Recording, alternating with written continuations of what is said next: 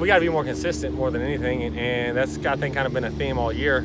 Obviously, turnovers hurt, but I think consistency can obviously help with the turnovers, but also across the board, just doing your job, and that's what we told them is early on, if you really look at it, the first half, we dominated, but we didn't have.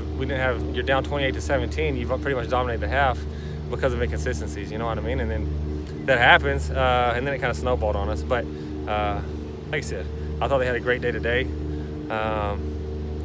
Played fast and just get back to doing what we do. And like I said, I don't think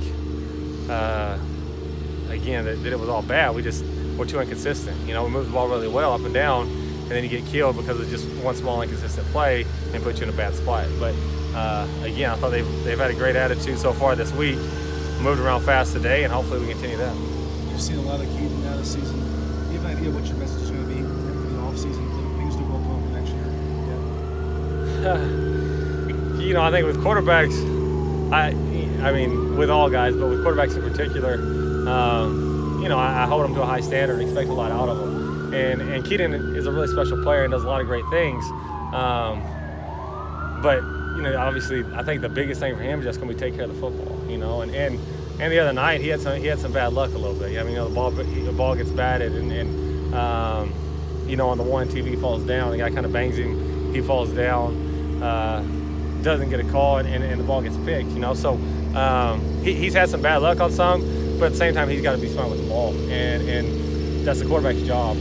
But the thing, like I said, Keaton's a really smart kid. I think he's a really humble kid. He tries to improve every day. He works really hard. And so when you got a kid like that, the improvement from game to game, you can usually see quite a bit. But, really the only true freshman quarterback I've been around was Mason at North Texas. And his improvement from year 1 to year 2 was unbelievable. And so, Keaton with a full year under his belt, and obviously you got to go earn the job. And whoever's here, that's the thing about us, is we're going to make people compete. But when you have a full year under your belt, the improvement from year 1 to year 2 is unbelievable, or from what I've seen, and really that's in any system and any quarterback. The longer you're in it, the better you're going to be, but especially after a season when you can really sit back and try to grow, and you have a long time to grow and evaluate yourself on a full season long and see what you did well, see what you can do better. And like I said, the improvement just seems to skyrocket. So I think the sky's the limit for that kid. He's as talented of a kid as I've ever been around, and mentally he's really, really sharp. And like I said, I don't think you're around kids like that real often. And so for him, the sky's the limit, and that'll be the expectation for him Saturday, and that'll be the expectation for him as long as I work with him, is to be really special because he's capable and really special. And that's really what I believe, and I think we believe as an offensive staff, is you got to hold people to high standards. And in quarterbacks, I'm going to hold them to an extremely high standard and expect that out of them. And the better they are and the better they want to be, the higher the standard you better hold them to. And not only is he a talented kid, he wants to be special, and so he lets you hold him accountable. And so that's what's going to make that kid really, really special. And like I said, he's a great kid to work with. I love working with him, and I'm going to expect a lot out of him every day on the practice field, from starting today, starting tomorrow. And like I said, every day we're going to hold him to a higher standard because he can be held to that standard. You had a play on the opening drive where you slipped through like 3 different people, throw for a touchdown, then tried to do it again, kind of in the red zone. It became a strip sack. How do you reconcile the same intention really? I think that you got to let kids play. You know what I mean? And if you got an open receiver, he needs to throw it to him, obviously. But when things break down and stuff like that, I think he's done a pretty nice job most of the season of being able to move around. And one thing that I love about him is when he's moving, he moves to throw. He keeps his eyes downfield. He's always looking to throw the football. But he also has to be able to sense when he's in traffic. And I think he has a really great sense in the pocket, because that's hard to teach. It really is. Like, understanding space in the pocket. He doesn't take up much space to throw the football. And that's a special gift for quarterbacks, because he has a really small radius to throw a football out of. And like I said, that's just something you either naturally have or you naturally don't have. I also think having a natural feel in the pocket is something that we're going to work on always, but it's also something that you have to just naturally feel. And he has a great feel for that. He has a great feel for space, where to move, where to slide, where to be able to get a ball off from. And so when he's moving, he has to develop that same sense. And I don't think that he doesn't have it. I think he can feel it. He just has to have he probably has less experience in that, obviously, than sitting in the pocket. And so he has to understand when the ball's got to come out or when he just has to tuck it and take the sack. You know, the other night, I think we're up 10-7 at the time, and we're about to go up either 17-7 or 13-7. If he holds on that ball and you take that sack there, you're fine. You still go up 13-7, and you still have a lot of momentum going into half. You put it on the ground, you give them all the momentum, and they go down and score and take the lead. And so, obviously, that was a huge play and a really costly play.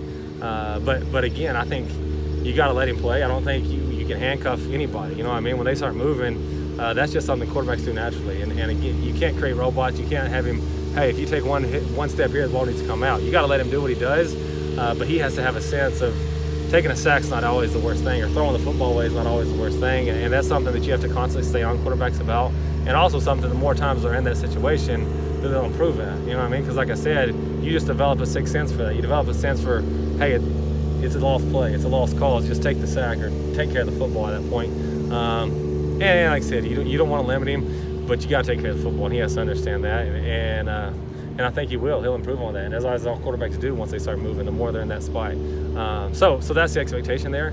Obviously, that's what I tell him the most. Even on the one where he threw the touchdown, the first thing I say to him is, hey, great play, but understand, like, that was a very dangerous play, especially once he kind of started rolling to the left. When you turn back around the other way, you're asking for trouble, you know what I mean? So on that one, I really kind of told him, hey, don't try that one again. Like I said, great play, but if you get out to the left, stay out to the left, because you turn back, you're asking to get killed and the ball's coming loose. So there's going to be talks like that you always have to have with guys, especially, again, he's young, inexperienced, and he probably hasn't had a ton of reps like that. But I love how he's made plays, moving around. If you watch the best quarterbacks in the league, you know, like watch Patrick Mahomes, he's a different animal. But most of the plays he makes aren't coming on rhythm. You know what I mean? They're coming from moving in the pocket. Watch Aaron Rodgers, same thing. Rarely is he just throwing everything on rhythm. A lot of it's coming off movement. And Keaton's really done a really nice job of that, being able to move, being able to continue to make plays. But he has to have a much better sense of when it's over. You know what I mean? When it's over, just cut your losses. Either throw the ball away, take the sack, but you can't put the ball on the ground. You can't throw it to the other team. You guys have had to lean on Keenan for a couple games now in the run game. Was this a past game kind of an example of where just being down to that minimal depth might have hurt you a little bit in terms of being able to establish the run? Yeah, absolutely. You know, we're obviously limited there, and just depth-wise, Keaton's a special player, and he has a different skill set. But again, he's a true freshman too, you know, and so he's probably going to see, you know, he sees some things for the first time and might make some mistakes. That's to be expected, but he also has made some big plays. But at the end of the day, he can't carry it 30 times probably. You know, he's a true freshman, and two, he's pretty light, and you got to get him some rest. So, like you said, the depth there obviously is an issue that we'll continue to work on and continue to be creative on ways to be able to still establish a run game with the guys we have. And I think that's our challenge as coaches. Whenever you have depth issues, is still figure out a way to develop, and like you said, to establish the run game, however you got to do it. Let's go one more. What did you think of Mason's dinosaur costume on Saturday? I haven't even seen it. I've heard about it, though. I don't know. That's really out of his character. So I'd be interested to know how that came about and what the thought process was there, because he's really a pretty shy kid and stuff. It might have been to hide his face because he is that shy. You never know with Mason. But I love that kid. And again, I don't know the backstory there, so I'm going to have to call him and get the backstory before I can really have feelings on it. But I was actually shocked when I heard it because, again, that's just, when you know him, that's really out of character for him. So I don't know if he lost a bet or if he's just at that point in the season where he's like, I'm just going to have fun and forget what anyone else thinks. But it had to be one of the two, because he's not just going to do that out of just, he thinks that's a good idea, I promise.